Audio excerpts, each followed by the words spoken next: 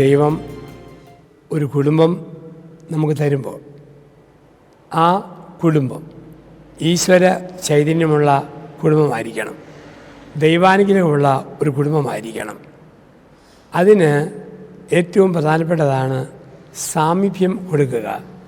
3 സാമീപ്യങ്ങൾ കൊടുക്കുക: ശാരീരിക സാമീപ്യം, മാനസിക സാമീപ്യം, ആത്മീയ സാമീപ്യം. എന്താ ശാരീരിക സാമീപ്യം? പരമാവധി ജീവിത പങ്കാളിയോട് അടുത്തിരിക്കാൻ ശ്രദ്ധിക്കുക. പരമാവധി ജീവിത പങ്കാളിയോട് അടുത്തിരിക്കാൻ ശ്രദ്ധിക്കുക. അടുത്തിരുന്ന് വർത്തമാനം പറയുക, അടുത്തിരുന്ന് സ്നേഹപ്രകടനം നടത്തുക. അതാണ് ശാരീരിക സാമീപ്യം. എവിടെ പോയാലും എത്രയും പെട്ടെന്ന് വീട്ടിൽ എത്താനായിട്ട് ദാഹിക്കുക. പോകുമ്പോഴൊക്കെ വീടിനെക്കുറിച്ചുള്ള ചിന്ത.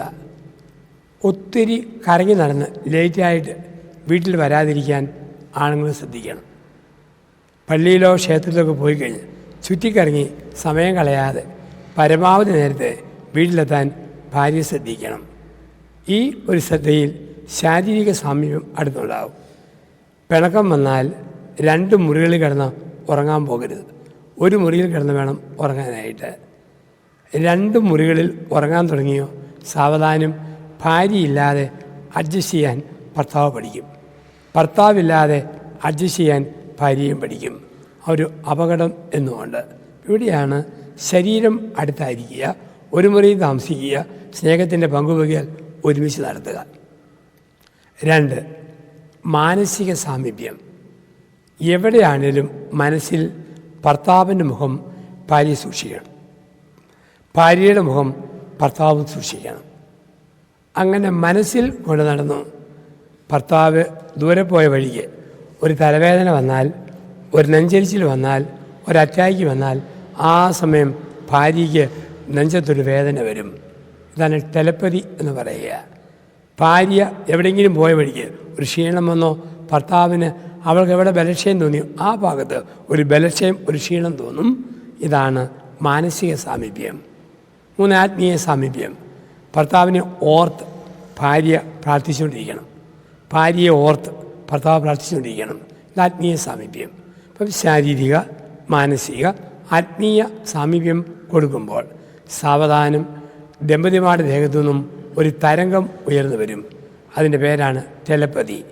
അത് ഉയരുമ്പോൾ ഭർത്താവിന് എവിടെയെങ്കിലും വെച്ച് ഒരു രോഗം വന്നോ, തലവേദന വന്നോ, ദൂരെ ഇരിക്കുന്ന ഭാര്യയ്ക്ക് ആ സമയം ഒരു തലവേദന വരും.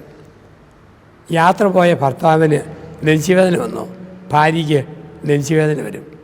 പള്ളിയിൽ പോയ ഭാര്യയ്ക്ക് ഒരു ദേഹത്തിന് അസ്വസ്ഥത ഉണ്ടായോ, ആ സമയത്ത് ഭർത്താവിന് ഒരു അസ്വസ്ഥത തോന്നും. ഇതാണ് സാമീപ്യം കൊടുക്കുന്ന സമ്മാനം. ശാരീരിക സാമീപ്യം, മാനസിക സാമീപ്യം, ആത്മീയ സാമീപ്യം, ഓർത്ത് പ്രാർത്ഥിക്കുന്ന ഒരു സാമീപ്യം. അങ്ങനെ കൊടുക്കുമ്പോൾ ദേഹത്തു നിന്നൊരു തരംഗം ഉയരും. ആ തരംഗത്തിൻ്റെ പേരാണ് ടെലപ്പതി എന്ന തരംഗം. ടെലപ്പതി. ഭർത്താവിന് എന്തോ ഒരു പ്രശ്നം ദേഹത്തുണ്ടായി, മനസ്സിനുണ്ടായി. സ്ത്രീക്ക് ആ സമയത്ത് ഒരു അസ്വസ്ഥത. ഭർത്താവിനോട് ചോദിക്കും, എന്നാ മനുഷ്യ നിങ്ങളെ അലട്ടുന്നത്? ഭാര്യയ്ക്ക് എന്തെങ്കിലും പ്രശ്നം വന്നു, ഭർത്താവിന് തോന്നും ഒരു ഉൾപ്പൊള്ളൽ. എന്താണ് ഇതിൻ്റെ പ്രശ്നം ചോദിക്കും. അത് സാമീപ്യം കൊടുക്കുന്ന സമ്മാനങ്ങളാണ്.